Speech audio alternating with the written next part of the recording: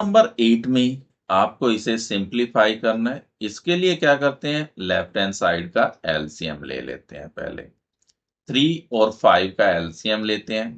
Clearly 3 और 5 किसी common number से डिवाइड नहीं होते, तो इसे पहले 3 से करेंगे फिर 5 से करेंगे, तो दोनों नंबर्स का प्रोडक्ट इनका एलसीएम आ जाएगा 15। 15 को 3 से डिवाइड करेंगे, कितना बना 5। 5 को मल्टीप्लाई करेंगे x से, तो ये वैल्यू आई 5x प्लस 5 से डिवाइड करेंगे 15 को, तो बनेगा 3। 3 को मल्टीप्लाई करेंगे x से, तो 3x इज इक्वल टू बना 16/15।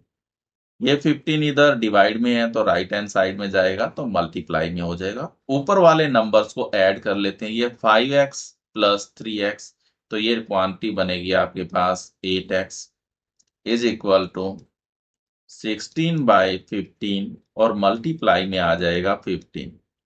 15 से 15 कैंसल आउट हो जाएगा। x इज इक्वल टू 16, इधर 8 आपके पास मल्टीप्लाई में है, राइट हैंड साइड में आएगा तो डिवाइड में हो जाएगा। इसे कैंसल आउट करते हैं, तो x की वैल्यू आपके पास बन गई है 2। तो x इज इक्वल टू 2 आपके पास रेशनल नंबर है, तो ये इसका सॉल्यूशन बनेगा। चलिए चलते हैं नेक्स्ट क्वेश्चन की तरफ।